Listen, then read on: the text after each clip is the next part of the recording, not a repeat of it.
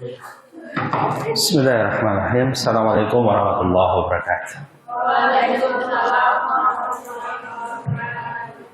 Alhamdulillahirrahmanirrahim. Allahumma sholli ala Muhammadin wa ala alihi wa sahbihi ajma'in. Baik, hari ini kita lanjutkan satu perkuliahan di mata kuliah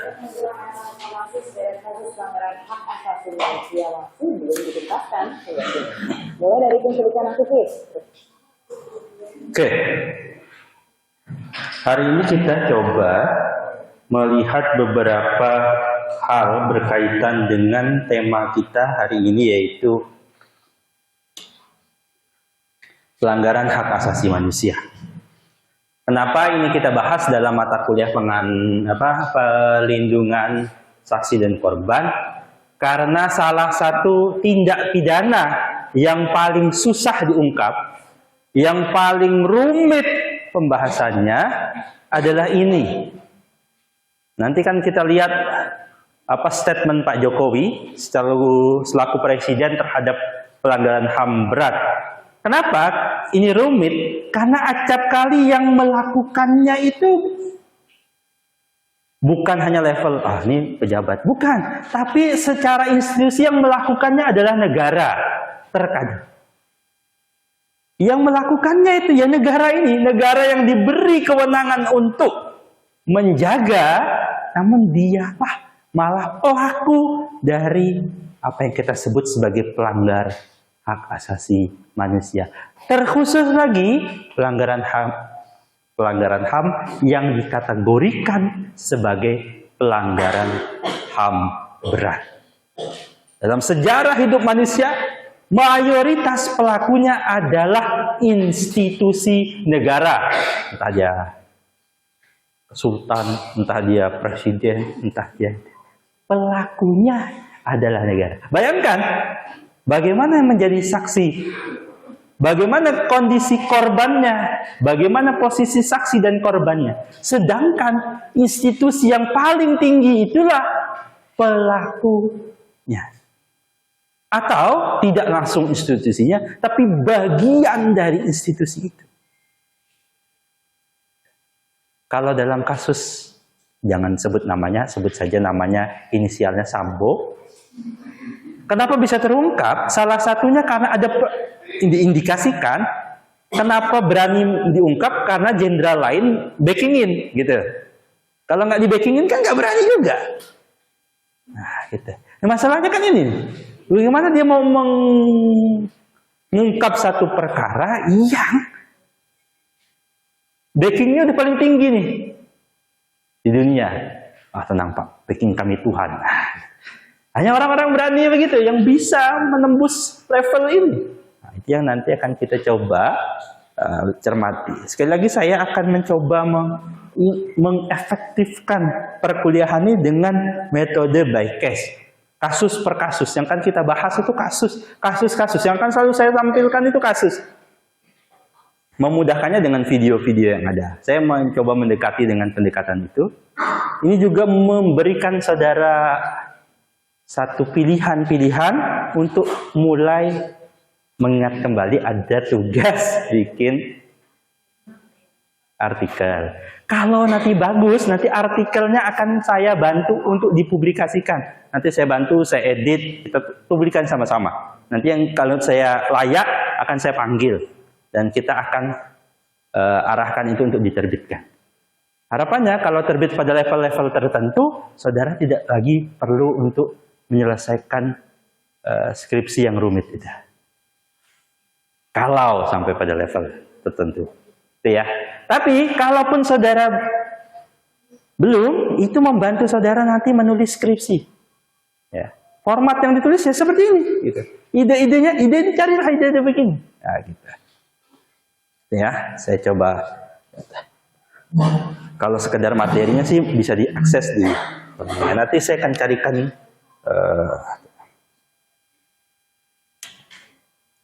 Saya ingin masuk sebelum nanti kita case per case.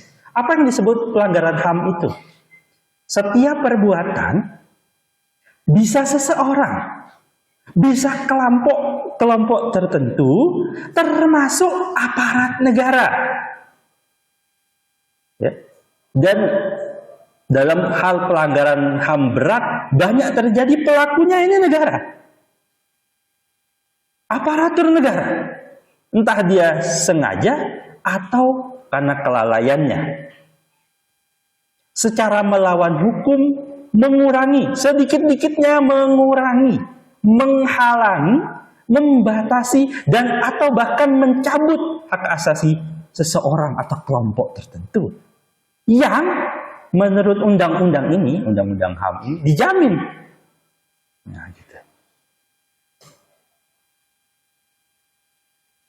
Kalau kita cermati, memang pelanggaran HAM ini banyak saja terjadi. Pelaku tindak pidana itu mayoritasnya pelanggaran terhadap hak asasi manusia. Iya. Tapi nanti kita akan kualifikasikan ada tindak pelanggaran HAM itu yang saya tidak katakan ringan gitu ya, saya katakan yang biasa, sama yang extraordinary. Ini udah berat, ini sangat berat. Nah, gitu lah. Kalau istilah hukumnya, ini pelanggaran HAM, ini pelanggaran HAM berat. Contohnya, ada genocide, ada kejahatan terhadap kemanusiaan.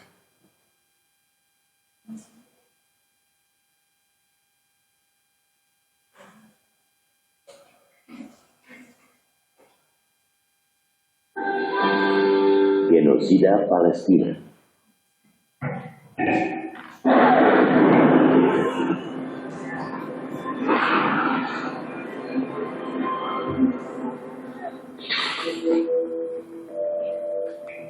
Perang Israel-Palestina menunjukkan perkembangan yang mengerikan.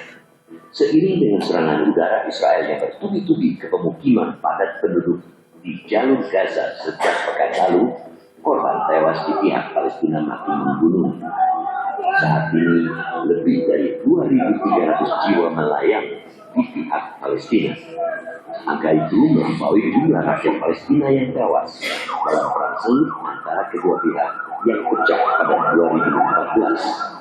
Ribuan korban yang mengalami luka-luka juga rawan menambah jumlah korban jiwa. Saat ini, fasilitas medis di Gaza mulai kehabisan bahan bakar dan obat-obatan akibat blokade total yang diberlakukan Israel. Di pihak Israel, korban tewas sejauh ini disebut mencapai 1.300-an jiwa. Mayoritas merupakan korban gempuran mendadak kelompok militan pejuang kemerdekaan Palestina, Hamas, pada Sabtu 7 Oktober yang mengawali pertempuran baru Palestina-Israel. Kini, Israel tengah bersiap-siap untuk menggempur Gaza melalui serangan darat dengan dalih memburu para pejuang Hamas. Di saat bersamaan, Amerika Serikat selaku sekutu Israel yang paling loyal mengerahkan tidak hanya satu, tapi 2 kapal induk dengan jet-jet tempur berkekuatan penuh ke perairan Mediterania Timur. Amerika Serikat mengklaim kedua kapal induk bukan untuk membantu Israel menyerang Gaza, melainkan untuk mencegah negara-negara lain memanfaatkan situasi hingga memicu perang regional. Sekilas klaim itu nampak mulia. Memang ada geliat serangan terhadap Israel dari Lebanon pasca aksi balasan Israel terhadap Gaza. Amerika Serikat seakan menjadi anjing penjaga untuk memastikan tidak ada lawan Israel yang mendekat. Aksi unjuk kekuatan militer Amerika Serikat di perairan perbatasan Israel dan Palestina hanya akan membuat Zionis semakin pongah. Israel bakal kian percaya diri mengerahkan tank-tank dan pasukan darat untuk menyapu habis Gaza. Ini tidak boleh dibiarkan. Indonesia perlu melayangkan protes ke Amerika Serikat agar negara adik kuasa tersebut menarik kekuatannya. Bila pun ada penempatan pasukan di dekat wilayah konflik, mereka harus merupakan pasukan perdamaian Perserikatan Bangsa-Bangsa atau PBB. Prioritas dunia saat ini ialah mewujudkan situasi damai di wilayah konflik Israel-Palestina. Kita mendorong pemerintah untuk berjuang lebih keras meminta PBB agar proaktif mencegah korban jiwa lebih banyak lagi akibat perang. Indonesia juga bisa terus mendesak dimasukkannya pembahasan penyelesaian konflik Palestina-Israel dalam forum-forum dunia. Kita apresiasi langkah Ketua DPR RI yang menyampaikan keberatan karena isu mengenai perdamaian di Palestina tidak disinggung dalam pernyataan bersama G20 Parliamentary Speaker Summit atau P20 ke-9 di New Delhi, India, Sabtu lalu. Indonesia tidak sendirian, simpati terhadap Palestina berdatangan dari banyak negara dan yang terbaru ialah Tiongkok. Meski begitu, belum banyak negara yang betul-betul mau memperjuangkan perdamaian yang berkeadilan antara Palestina dan Israel. Semua pihak perlu digugah agar menyadari bahwa Palestina berada dalam situasi yang sangat kritis. Meski kali ini kelompok pejuang yang telah melancarkan gempuran yang merenggut 1.000 lebih korban jiwa dari kelompok sipil dan militer Israel, Palestina sesungguhnya bukan tandingan Israel yang berkekuatan superior. Sangat mungkin serangan darat Israel kali ini akan menjadikan Gaza titik perluasan genosida sekaligus pengusiran rakyat Palestina dari wilayah yang selama ini menjadi incaran penguasaan Israel. Penjajahan Israel terhadap Palestina tidak boleh lagi ditolerir. Dunia harus menghentikan Israel dengan mewujudkan solusi dua negara yang menegakkan kedaulatan Palestina.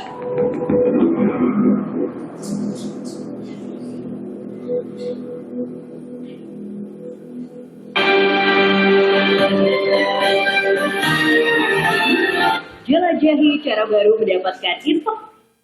Saya tadi nyari sama taksi, kayaknya dalam satu orang panggil satpam gitu. Ini hasilnya nanti lama-lama pan. Yang nyala cuma satu deh. Dalam satu orang PJ kelas dan satu orang bawa.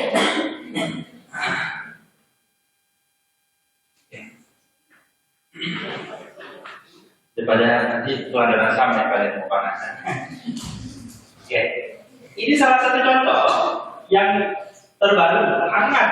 Orang selalu bayangkan, wah pelanggaran HAM itu orang bisa jauh masa lalu perang dunia satu juga. Padahal pelanggaran HAM yang dilakukan atau memang negara, walaupun bukan negara kita, Bapak, ya, itu jauh Pak dari kita. Itu jauh dari kita, nggak ada kaitan langsung. Oke, akan tarik ceritanya itu kepada ranah yang lebih dekat kepada kita. Memang agak lama, tapi malah bersyukur ya, jangan sampai itu dekat kepada kita. Pernah terjadi di Indonesia itu genosida. Nah, sebentar, saya akan ingatkan saudara, apa sih yang sebenarnya ini materi di Pitsus ya. Saya ingatkan saja. Kenapa pelanggaran HAM berat ini bisa jadi omission dan commission? Commission itu ada tindakan, seperti tadi itu. Tapi jangan lupa, pelanggaran HAM juga bisa terjadi karena ada pembiaran. Ketika tidak ditegakkannya sesuatu, pada dasarnya itu juga satu bentuk pelanggaran pada hak asasi manusia. Nah, yang mana pelakunya bisa jadi adalah state actor. Siapa itu? Ya negara itu. Bagian dari negara itu. Bagian orang-orang yang punya kuasa itu.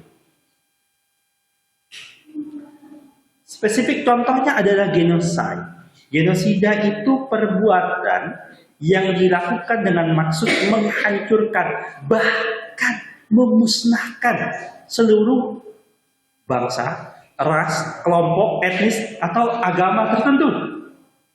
Yang terjadi di Israel itu bukan masalah sepele bagi Israel. Kan begini. Banyak anak-anak kecil dibunuh. Perempuan yang nggak berperang itu juga dibasmi. Kalau saudara googling dan cari, orang Israel akan bilang itu adalah kaum Amalek. Bagi doktrin Yahudi garis keras, para Zionis, Amalek itu harus dibunuh dan dimusnahkan, dan membunuh mereka itu berpahala. Jadi jangan dikira mereka sedih. Oh, mereka tidak punya perasaan membunuh anak kecil. Memang bagi mereka anak kecil yang mati itu dapat pahala luar biasa mereka membunuh ini. Jadi itu bukan masalah sepele. Mereka dalam konteks beberapa Yahudi ekstremis itu, mereka katakan bangsa Amalek yang memang layaknya di bumi hanguskan dari muka bumi ini.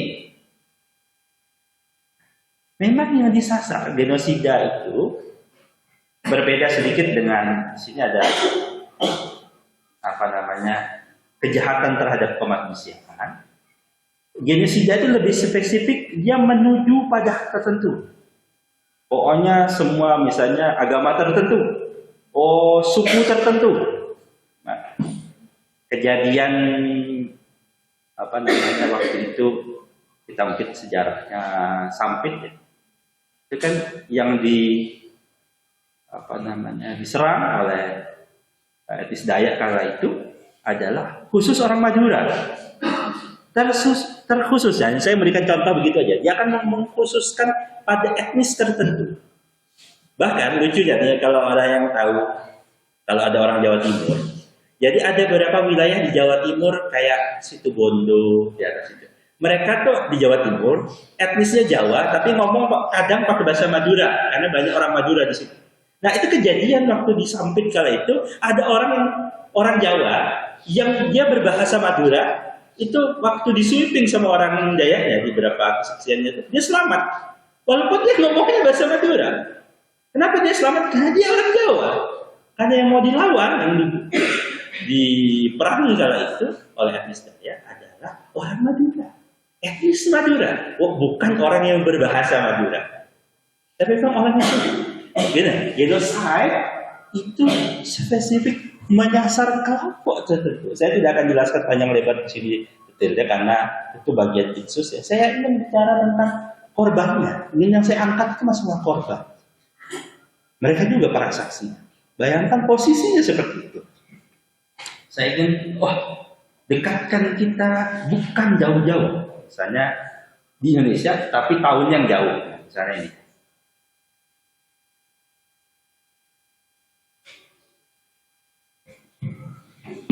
Kenapa terjadi genosida di Indonesia? Jadi, setelah peristiwa gerakan 30 September 1965, PKI kala itu dituduh sebagai dalang satu-satunya di balik peristiwa terbunuhnya para jenderal. Otomatis, militer Indonesia menumpas mereka yang dianggap sebagai PKI sampai ke akar-akarnya secara membabi buta. Akibatnya, terjadi berbagai operasi penumpasan PKI di berbagai tempat, seperti Operasi Gagak Hitam di Banyuwangi, pembantaian PKI di Curah Malang, Jombang, tragedi Kampung Kolam, Sumatera Utara, dan lain-lain. Genosida ini terjadi di seluruh Jawa, Bali, hingga Sumatera. Tercatat, sejak akhir tahun 1965 hingga tahun 1970, lebih dari 500.000 hingga 1 juta nyawa melayang. Bahkan, banyak dari mereka yang juga dibuang ke Pulau Buru. Kenapa terjadi genosida di Indonesia? Jadi,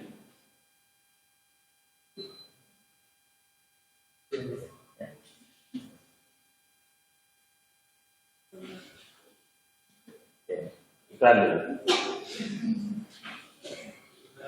Cukup. Takut ada yang pingsan nanti Pak. Sebelah sana juga dicek, siapa tahu hasilnya itu. Ruangan sebelah. Ya. Oke.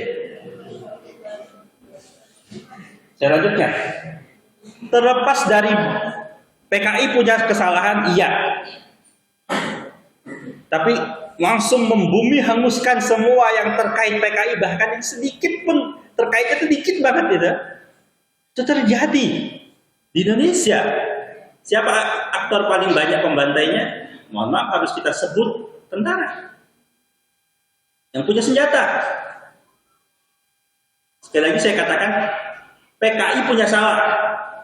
Ya, itu terbukti. Walaupun bukan satu-satunya yang salah kan, sebutnya. Tapi dia punya unsur kesalahan. Tapi bukan berarti karena kesalahan itu. Berapa orang yang dibantai? Di data bisa sampai 500 sampai 1 juta orang. 500.000 itu bukan angka yang sedikit. Orang. Terjadi di negeri ini. Apakah enggak itu Pak, masa lalu cerita masa lalu. Siapa yang jamin itu tidak terjadi lagi nanti ke depan?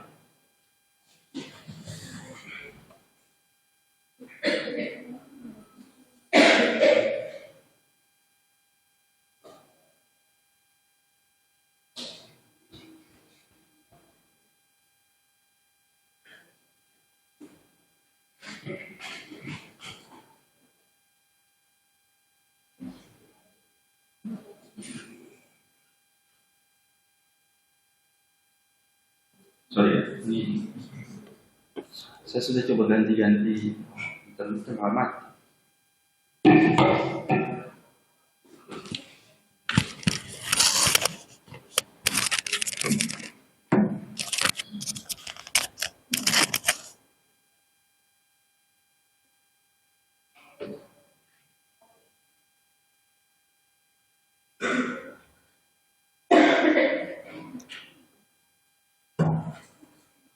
Koneksi nggak ada yang beres ya.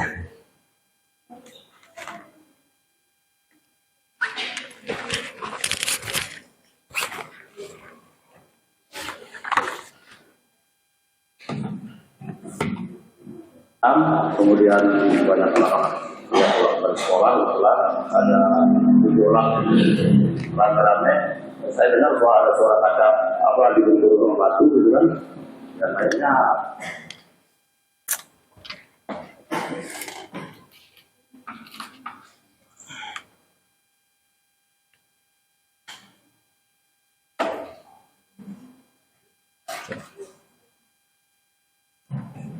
Ini saya coba tangkap, ini kerusuhan terjadi sekitar 20 tahun yang lalu. Ya, kerusuhan di apa namanya Mei 98. Kita lihat dari sudut pandang saksi dan korbannya. suasana sepi, menyekam, kemudian banyak anak-anak yang pulang dari sekolah, kebetulan ada gejolak rame-rame.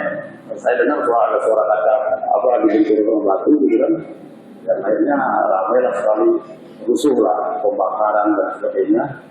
Termasuk ya di daerah samping saya ini, Jalan Kristus Raya itu ada pembakaran ruko, kemudian penjarahan dari mulai dermaga sampai ke arah kota. Ya terutama ini toko-toko mebel ini, kemudian ke arah utaranya ke sebelahnya toko apa namanya Depo Biru, kemudian ke Hotel City, juga ke Orion. Itu yang kena bakar, termasuk seluruh belakang.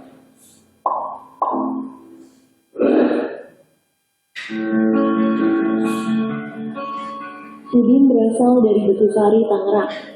Dia sudah menetap di Pinang sejak 1977 dan bekerja sebagai sopir. Mei 1998, kerusuhan Asia besar terjadi di area Dodok sebelum Pinang menyisakan dia itu makin kuat. Ketuari menyebutkan saat siang hari, 14 Mei 1998. Logo rumah dijarah demi bakar. Di tengah pengerjaan, warga di Pinang pun memilih untuk saling membantu dan melindungi tanpa tanda.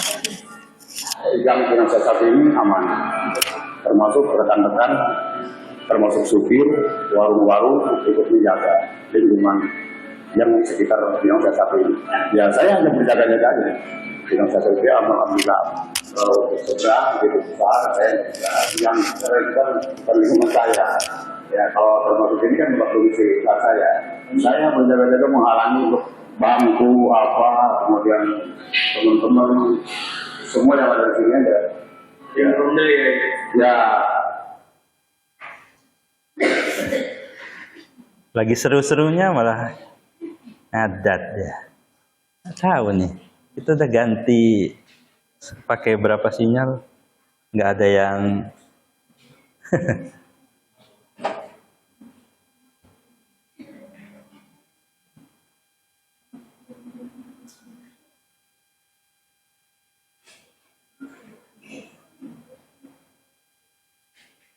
tak ya.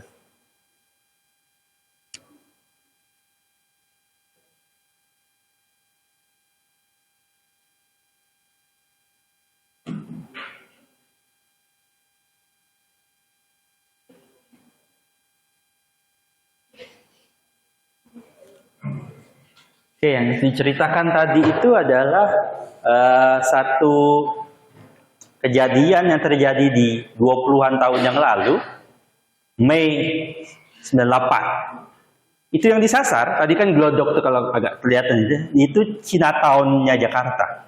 Yang dikejar kala itu etnis China, Tiongkok. Nah, tuh. Karena Cina itu dianggap kata Cina, itu menurut beberapa itu dianggap kita ganti era sekarang itu jadi kata Tiongkok. Etnisnya itu dulu menjadi sasaran. Kenapa? Kala itu salah satu. Ya itu salah satu saya atas lingkungan. Tadi dicari dia nggak cari. Dia malah bunyi. Oke, kala itu sedang krisis moneter dan mereka ini orang-orang yang kaya, yang dianggap kaya itu bisa. Tapi bukan hanya ekonomi kala itu, mohon maaf, terjadi sampai pemerkosaan yang sangat banyak. Ya, siapa pelakunya? Bukan negara kalau di saat itu. Pelakunya orang-orang, sekelompok massa.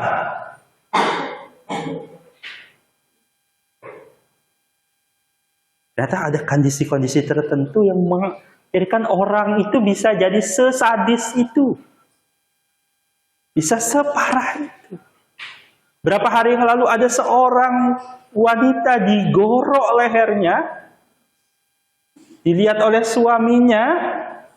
Siapa yang menggorok? Ayah mertuanya. Kenapa ayah mertuanya? Dikarenakan dia ayah mertuanya ingin memperkosanya. Dia teriak, digorok lehernya, dan perempuan itu sedang mengandung anaknya usia 7 bulan di dalam perut. Ya, bicara pidana kita bicara kasus per kasus. Ya. Kita kasus per kasus. Nanti di mata kuliah hukum pidana anak kita explore sedikit tentang anak dan bagaimana nanti. Ini karena saya juga domisili usaha di sini. Orang-orang sekitar sini ya alhamdulillah termasuk ya yang kenal sini ada orang belakang sini termasuk saya di juga tua itu. Kami membantu alhamdulillah.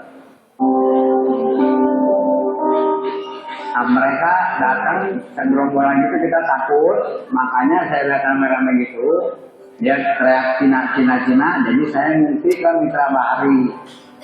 Nggak taunya ternyata di sini kita nggak diapa-apain, yang dia sini semua menjarah, kayak di Harko dia bobol, di depan Pancoran dia bobol, habis bobol diambil barang-barangnya.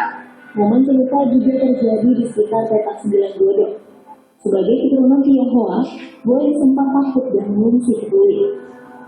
Meski begitu, suasana di petak 9 aman. Warga dan pedagang saling melindungi satu sama lain. Pasar petak 9 enggak, karena kita PKL pedagang kaki limanya itu kompak. Mereka bilang dia mau masuk pasar, dia bilang nih Cina nih banyak di sini nih. Nah, mereka pedagang kaki lima bilang di sini nggak ada Cina. Saya yang jualan di sini, saya yang usaha. Kalau ini nggak bisa masuk. Dia langsung jalan ke toko 3, ke pintu kecil. Karena mereka kita di sini banyak ya, bukannya satu bangsa aja ya. Kita ada Jawa, ada Sunda, ada orang India, ada orang Medan. Semua konflik kita berbau. Karena kita nggak ada diskriminasi, kita sama rata. Makanya pedagang pun, jadi dia hidupnya di daerah kita, dia udah ikut ke daerah kita kayaknya. Begitu udah beres kerusuhan juga kita udah biasa lagi, udah balik normal. Karena kita sini pedagang juga semua udah dampingin kita dan nenangin kita, nggak usah takut, jangan khawatir, ada kita orang, kita aman, kita bersyukur. Mereka bantu kita. Ya mudah-mudahan untuk selanjutnya kita jangan lihat dari etnisnya. Semua sama saja, apalagi kita istilahnya NKRI kita jaga. Ya, semuanya kita warga negara Indonesia. Tujuannya sama-sama.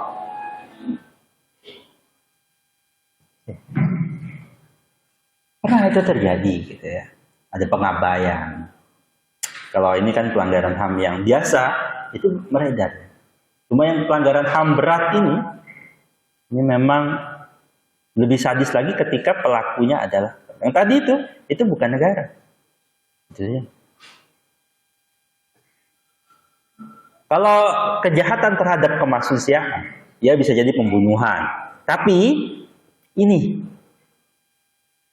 serangan yang meluas atau sistemik. Nah, itu menjadi kata kuncinya pelanggaran HAM berat pada kejahatan terhadap manusia. Pembunuhan, dia tidak pandang bulu, bukan etnis apa, hajar aja. Ada pemusnahan. Atau sekarang masih ada perbudakan. Pengusiran. Apa yang terjadi di Palestina selain genosida, ada pengusiran, dia diusir dari tanah kelahiran mereka.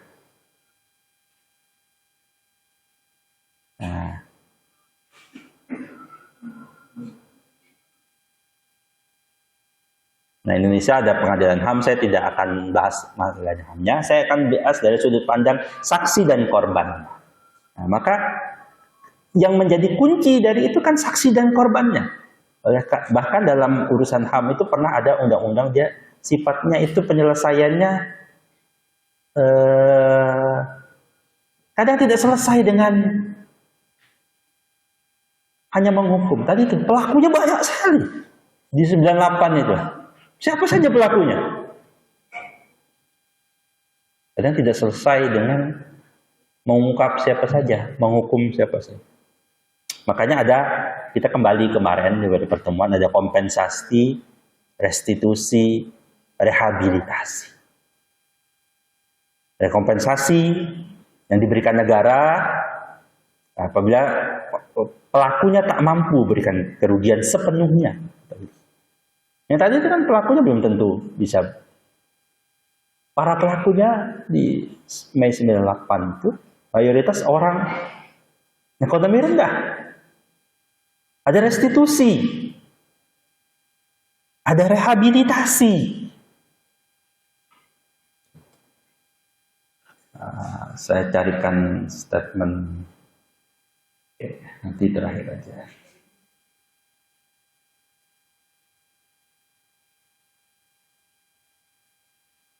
Oke, ini terakhir. Selamat.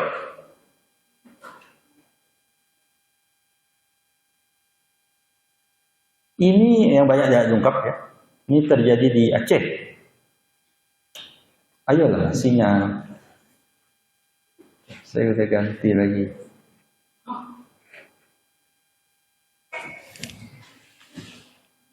Masih pakai micellar yang belum 100% bersih. Pakai Kalau iklan dia lancar. Bersihkan 100% makeup dan kotoran, kulit tampak cerah. Ya, setelah saat itu saya berada di lokasi rumah gedung di Alun di Kabupaten. Rumah gedung ini merupakan penyusak Ada konspirasi sepertinya.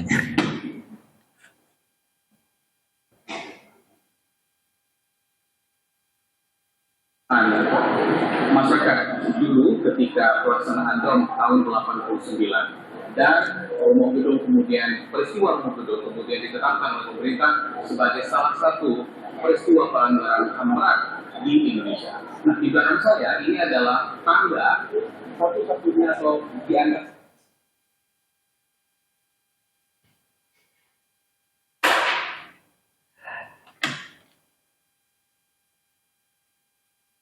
kedua bangunan yang masih tertinggal ketika peristiwa kebakaran rumah gedung dan juga pembersihan oleh pemerintah yang akan dibangun masjid di lokasi ini. Dan inilah tanggal yang tersisa bukti sejarah atau bukti penyembunyi terjadinya pembakaran dan pembersihan di rumah gedung ini. Selain ada dua sudut lagi yang juga berada di lokasi ini. Titik lain yang menjadi saksi penyekapan dan penyiksaan korban yang dituduh sebagai anggota maupun simpatisan Gerakan Aceh Merdeka di rumah gedung ini adalah sumur. Puing-puing lain dari rumah gedung yang tersisa adalah sumur ini, dan ini akan menjadi saksi sejarah penyiksaan yang dirasakan oleh masyarakat ketika masa. Ini kejadian waktu masih daerah operasi militer kala itu ya, di Aceh. Kalau itu GAM melawan apa namanya pemerintah, tentara kali itu. Pelaku itu tentara.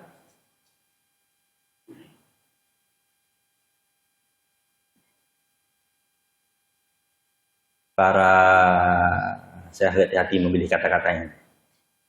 Orang-orang yang bertanggung jawab, banyak kejadian pelanggaran HAM di Indonesia bisa jadi saat ini sedang duduk dengan nyaman dalam posisi sebagai pekatur negara ini. Nah gitu. Pertanyaannya bagaimana mengungkapnya itu? Korbannya ada. Masih sederet kasus pelanggaran hak asasi manusia masih belum dituntaskan hingga kini. Mulai dari penculikan aktivis, kerusuhan 98 hingga Ya, 98 itu penculikan aktivis. Salah satu yang diindikasi sebagai pelakunya, saya agak hati-hati, nanti ada pendukungnya. Yang salah satu yang dituduh ya selama ini adalah salah satu baca pres itu. Ya, siapa tahu itu pilihan kalian. Nah, tapi saya kan bilang baru dituduh, belum tentu benar dia pelakunya. Cuma tadi pertanyaannya, kalau posisinya yang dituduh adalah orang pada posisi seperti itu, bagaimana mengungkapkannya? Berlindung LPSK, yakin LPSK sanggup? Nah, gitu. Pertanyaannya ya. Kemarin kita bicara tentang hal-hal yang dalam logika kita, LPSK akan sanggup menjembataninya. Cuma pertanyaannya kalau dalam perkara sebesar ini, gimana? dan bahkan aparat keamanan di aksi demonstrasi mahasiswa, kasusnya masih menggantung.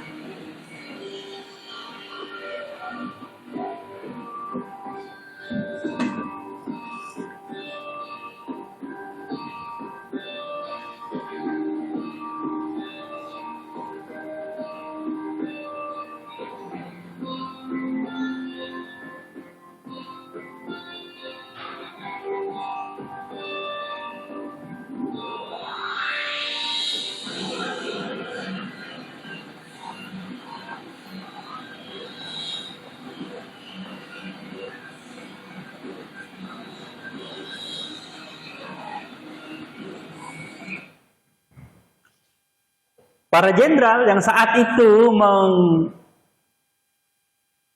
menjalankan ya, secara tidak langsung tapi pas. Ya jenderal-jenderal yang masih banyak kita lihat sekarang jadi purnawirawan saat ini.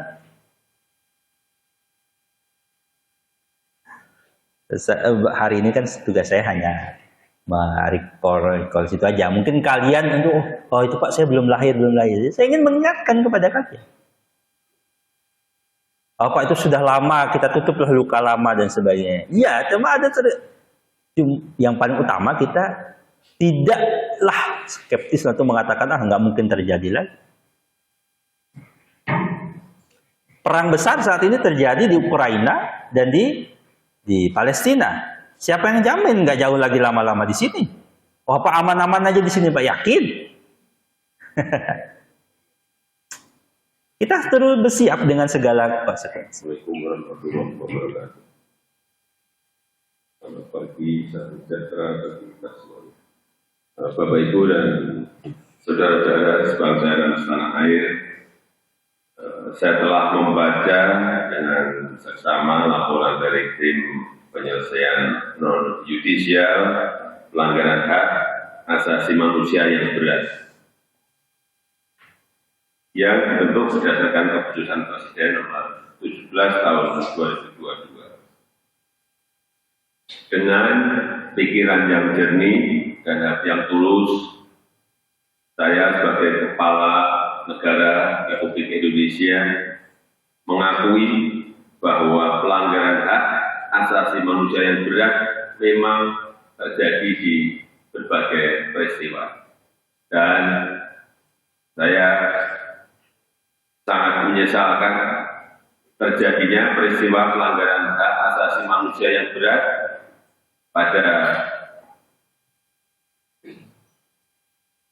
yang pertama, peristiwa 1965-1966, dua, peristiwa penembakan misterius 1982-1985, tiga, peristiwa Kalsari Lampung 1989, empat, peristiwa Rumah Gudong dan Porsatis di Aceh 1989, yang kelima, peristiwa penghilangan orang secara paksa tahun 1997-1998, 6, peristiwa kerusuhan Mei 1998, 7, peristiwa Trisakti dan Semanggi 1 dan 2, 1998 dan 1999, 8, peristiwa pembunuhan Dukun Santet 1998-1999, 9,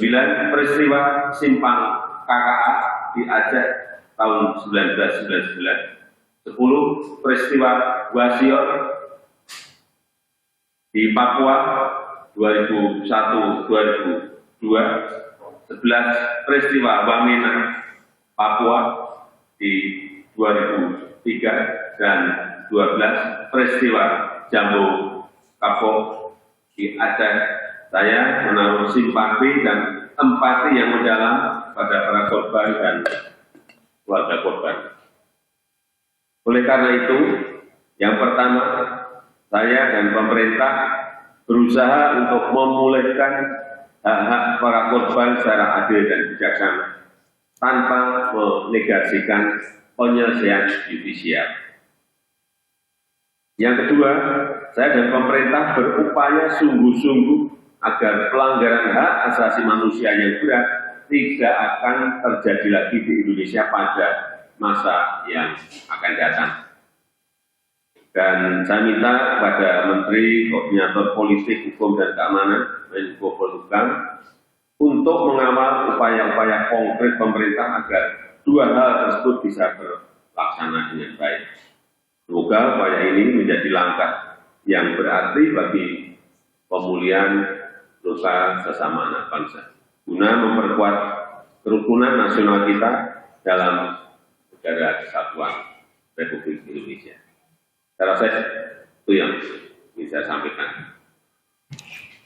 Oke, sebagai penutup saya katakan, mungkin itu tidak relate sama kalian, mungkin. Nah, karena udah Pak, masanya lama-lama semua Pak, kami belum lahir misalnya gitu. Tapi bukan korbannya, itu rasa traumatiknya terasa sampai sekarang. Bukankah waktu itu ada anak yang kehilangan orang tuanya, ada istri yang kehilangan suaminya, suami yang kehilangan istrinya, cucu yang kehilangan kakeknya, neneknya, traumanya sampai sekarang. Korban dan saksi sih, apa bisa diselesaikan hanya dengan segelintir orang masuk penjara? Sudah menjawab. Wallahu a'lam. Assalamualaikum warahmatullahi wabarakatuh.